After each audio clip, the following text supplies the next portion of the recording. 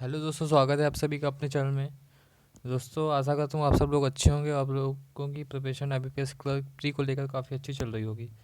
तो बस 2 से 3 दिन बचे हुए हैं आईबीपीएस क्लर्क प्री को लेकर, जिनका एग्ज़ाम 18 और 19 तारीख को है। तो अपनी प्रिपरेशन को काफ़ी बूस्ट दीजिए, जिससे आप लोग के मार्क्स एग्ज़ाम में इंक्रीज़ हो पाएँ। तो आज मैंने अर्थमेटिक और डीआई अपने सेशन में रखा हुआ है। तो जो लोग भी चैनल पर नया है, प्लीज़ चैनल को सब्सक्राइब करिएगा, वीडियो को लाइक करिएगा दोस्तों, और शेयर करिएगा। तो चलिए बढ़ते हैं अपने सेशन में। तो आगे मैंने आईबीपीएस क्लर्क प्री के लिए एग्ज़ाम लेवल पर ही मैंने क्वेश्चन सेट किए हैं। तो चलिए शुरू करते हैं। लिखा गया, ये pipe can fill a tank in 6 hours due to the leak in the bottom it is filled in 7 hours. When tank is full how many time take by leak to empty. ठीक है ना दोस्तों, बहुत ही आसान सवाल है। बोला गया है पाइप जो है वो 6 घंटे में फिल कर सकता है। मैंने माना कि ये पाइप ए है, वो 6 घंटे में फिल कर सकता है। अब उसमें लीक है, मैंने माना कि ये ए प्लस बी, तो ये बी जो है वो लीक वाला पाइप है। मैंने ऐड करके देखा तो ये 7 घंटे में भर सकता है। ये है कितना, 6। मैंने इसका एलसीएम लिया, एलसीएम हम लोग जानते हैं 42। ठीक है, तो ये 7 भर रहा है, ये 6, दोनों मिलकर 6 भरते हैं। तो यदि जब लीक होता है तो 6 भर जाता है, और जब लीक नहीं होते तो ए अकेला 7 भर देता है। तो अब जब दोनों साथ में है तो एक क्या कर रहा है, कम भर रहा है, मतलब खाली हो पा रहा है। मतलब बी जो है वो क्या कर रहा है, नेगेटिव वर्क कर रहा है। कितना नेगेटिव वर्क कर रहा है, एक नेगेटिव काम कर रहा है बी। तो अब मैं बोला कि 42 जो है वो पूरी भरी हुई टंकी, मतलब 42 लीटर जो है टंकी पूरी भरी हुई है। तो जो ये लीक है, इस लीक की कैपेसिटी कितनी है कि वो एक खाली कर रहा है, कितने, 1 घंटे में। तो इसे खाली करने में कितना घंटे लगेगा, तो मैंने एक की कैपेसिटी से खाली करेगा तो 42 को, टंकी एक की कैपेसिटी से खाली करेगा तो उसको 42 घंटे लग जाएंगे। तो हमारा आंसर कितना आ जाएगा दोस्तों, 42 घंटे आ जाएगा। बढ़ते हैं नेक्स्ट क्वेश्चन की ओर। Ram travels a certain distance in 3 kilometre प्रति घंटे and reach 15 minutes lets. If he travels 4 kilometre प्रति घंटे he reach 15 minute earlier. What is the distance. तो हमको डिस्टेंस बताना है कि उसने कितनी डिस्टेंस ट्रैवल की। तो इसका आसान सा तरीका है कि S1 इंटू S2, और S1 का यहाँ डिफरेंस लिखना है हमें, S1 माइनस S2, और यहाँ टाइम का मल्टीपल। ये फार्मूला होता है दोस्तों डी निकालने का, मतलब डिस्टेंस निकालने का। ठीक है, तो इसी फार्मूला में हम सीधे रख देते हैं, सीधे आसानी से हमारा आंसर आ जाएगा। तो S1 और S2 कितने हैं हमारे, S1 और S2, एक 3 किलोमीटर प्रति घंटा और 4 किलोमीटर प्रति घंटा। इनका डिफरेंस देखेंगे तो कितना आएगा, एक आएगा। और टाइम कितना है हमारा, 15 मिनट लेट और 15 मिनट अर्ली है। तो जो टाइम होता है वो हमें लिखना होता है कैसा, डेल्टा टाइम, मतलब दोनों टाइमिंग का डिफरेंस। मतलब देख, 15 मिनट लेट और 15 मिनट अर्लियर, यदि हम देखें इसको घटाएं, तो यदि मैं 15 मिनट लेट जा रहा हूँ, मान लो मैं कहीं 12 बजे पहुँच रहा हूँ, तो 12 बजे मुझे पहुँचना है, तो मैं 15 मिनट लेट पहुँचूँगा, इसका मतलब मैं 12:15 पहुँच रहा हूँ। और यदि मैं 15 मिनट जल्दी पहुँच रहा हूँ तो मैं 11:45 पे पहुँच रहा हूँ।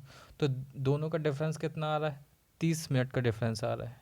मुझे यही देखना है कि 30 मिनट का डिफरेंस आ रहा है। ठीक है दोस्तों, तो 30 मिनट है, और हमारा जो वो दिया है क्या, जो हमारा स्पीड है वो हावर में, घंटे में है, तो मैं इसको भी घंटे में चेंज कर लूँगा, तो 30/60 घंटे हो जाएंगे।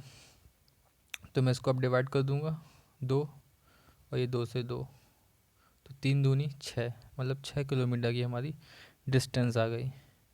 आशा करता हूँ समझ में आ गया होगा आपको कि 30 मिनट कैसे लेना है हमें टाइम। ठीक है, चलिए बढ़ते हैं नेक्स्ट क्वेश्चन की ओर। In a mixture 45 litre the ratio of milk and water is 3:2। How much water must be added to make the ratio 9:11। तो इसको हम लोग आसानी से रेशियो मेथड से कर सकते हैं। हमारा पहला रेशियो कितना है, 3:2 है। बाद में हमें उस रेशियो को कितना बनाना है, 9:11 बनाना है। ठीक है, तो अब हमें डालना क्या है, वाटर ऐड करनी है। ठीक है, ये मिल्क है, ये वाटर है, ये मिल्क है, ये वाटर है। तो हमें क्या मिलाना है, सिर्फ वाटर मिलाना है। मिल्क हमारा सेम ही रहेगा, लेकिन हमारे रेशियो में मिल्क तो अलग अलग है, इसलिए हम यहाँ मिल्क को सेम करने के लिए यहाँ 3 का इंटू करेंगे, तो हमारा मिल्क सेम हो जाएगा। तो 3 का इंटू करूँगा मैं, कितना आएगा, 3×3 = 9, 3×2 = 6। अब ये सेम हो गया। अब हम देख रहे हैं कि कितना में वाटर जो है, पानी कितना मिलाया जा रहा है, 6 में से 11 होगा, इसका मतलब 5 पानी मिलाया जा रहा है। ठीक है, तो 5 पानी मिलाए, कहाँ से मिलाया, पहले कितना टोटल हमारा अमाउंट था, 6×5 = 9, 6 = 15, 15 टोटल था हमारा, उसमें से मैंने 5 लीटर पानी मिलाया, तो टोटल हमारा कितना है 45 है। 15 की वैल्यू कितनी 45, तो हमें 5 की वैल्यू निकालना है, तो 15 थी 45 और 5 थी 15, मतलब 15 मेरा आंसर आएगा कि मुझे 15 लीटर वाटर मिलाना पड़ेगा। ठीक है दोस्तों, तो आशा करता हूँ समझ में आ गया होगा। इसके हम लोग एक बेसिक मेथड से भी कर सकते हैं, जो कि बेसिक मेथड आपको मैं बता दे रहा हूँ कि 45 लीटर का हमारा क्या है मिक्सचर है, उसमें से 3 और 2 क्या है वाटर और मिल्क है। तो 3 2 5, 5 की वैल्यू 9, एक की वैल्यू 5 की वैल्यू 45, एक की वैल्यू 9, तो 3 की वैल्यू कितनी हो जाएगी 9 3 27 और 9 दूनी 18, मतलब ये कितना है, ये मिल्क है, ये वाटर है। हमें वाटर ऐड करना है, तो मैंने बोला कि मुझे एक्स वाटर ऐड करना पड़ेगा, तो हमारा रेशियो कितने हो जाएगा 9:11 हो जाएगा। ठीक है, बस कुछ नहीं, मैं 9 से 3 से काट दूँ, 9 3 27 और ये गुणा होगा तो 11 3 33 हो जाएगा, तो 33 बराबर 18 प्लस एक्स, तो एक्स की वैल्यू कितनी आ जाएगी 33 में से 18 गया, 13 में से 8 गया 5, 2 में से 1 गया 1, तो यहाँ भी हमारा एक्स की वैल्यू जो आ गई वो 15 आ चुकी है। तो आशा करता हूँ आप लोग को दोनों मेथड्स समझ में आ गई होंगी कैसे सॉल्व करना है क्वेश्चन को। ठीक है, बढ़ते हैं नेक्स्ट सवाल की ओर। A person can row with the stream at 8 kilometre per hour and against the stream 6 kilometre an hour. ठीक है, at 6 kilometre per hour, what is the speed of current. बहुत आसान सा सवाल है।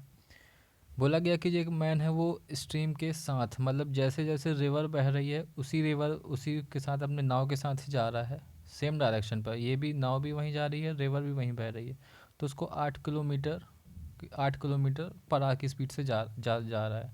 मतलब मैं ये बोलूँ कि बोट प्लस करंट ये कितना है 8 है, और अगेंस्ट द स्ट्रीम मतलब बोट माइनस करंट ये कितना है 6। ठीक है, तो हमें क्या निकालना है करंट निकालना है। करंट निकालने के लिए सिंपल सा मेथड है, क्या करना पड़ता है हम लोग को 8 में से 6 को क्या करना है घटाएंगे, 8 में से 6 क्या 2, 2 में से 2 का डिवाइड कर दो, एक एक हमारा आंसर आ गया, मतलब करंट की स्पीड कितनी जाएगी 1। सिंपल सी बात है, हमें क्या निकालना पड़ता है कि यदि हमें बोट निकालना है, बोट की स्पीड कितनी है और करंट की स्पीड कितनी है, तो बोट की स्पीड के लिए हमें सब कुछ नहीं करना पड़ता, साथ साथ जैसे जाते हैं, जैसे मतलब up stream plus down stream divide by 2 और up stream minus down stream divide by 2, जोड़ के आधा कर दो और घटा के आधा कर दो, तो ये बोट की स्पीड और करंट की स्पीड निकल आती है। ठीक है, तो बस मैंने भी वही किया है, दोनों को घटा के आधा कर दिया हूँ, तो मेरी स्पीड निकल आई 8 में से 6 गया 2 और 2 को मैंने डिवाइड कर दिया, तो मेरा आंसर कितना आ गया 1। ठीक है, बढ़ते हैं नेक्स्ट क्वेश्चन की ओर। A sum is invested for 3 years at compound interest at 5%, 10% and 20% respectively.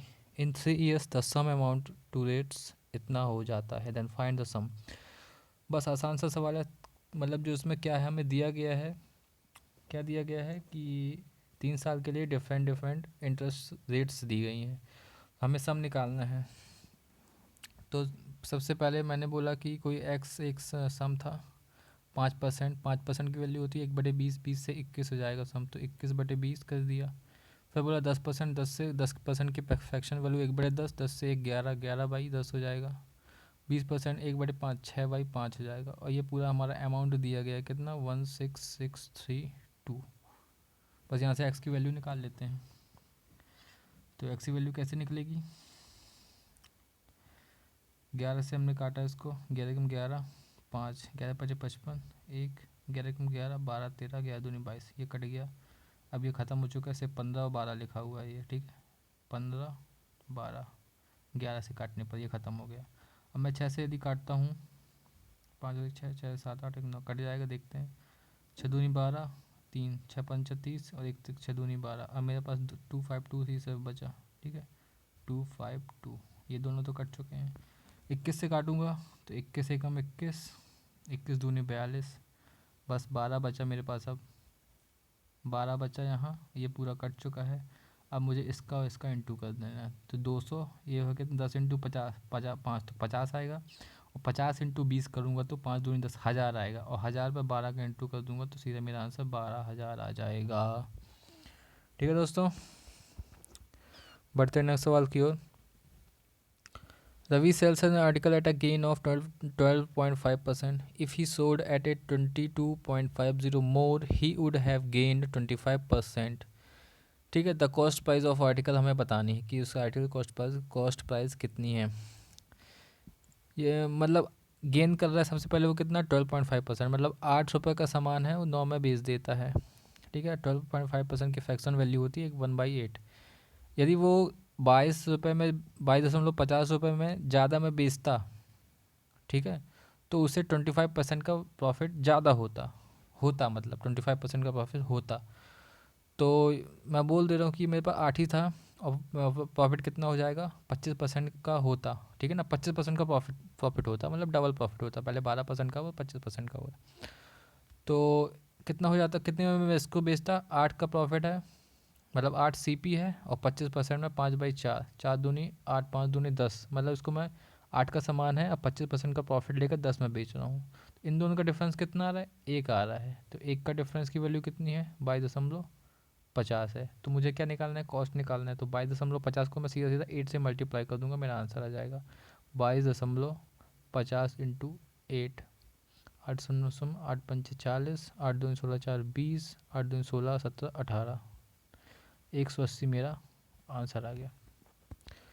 ठीक है दोस्तों, तो चलिए अब नेक्स्ट DI है। DI में थोड़ा सा वीडियो लंबा हो रहा है, इसलिए मैं इसको दूसरे पार्ट में कर रहा हूँ, आप लोग देख लीजिएगा। तो आशा करता हूँ आप लोग को अर्थमेटिक के क्वेश्चन समझ में आए होंगे। तो चलिए फिर अब हम लोग DI करते हैं, इसके लिए मैं दूसरा पार्ट ला रहा हूँ। ठीक है दोस्तों, तो थैंक यू।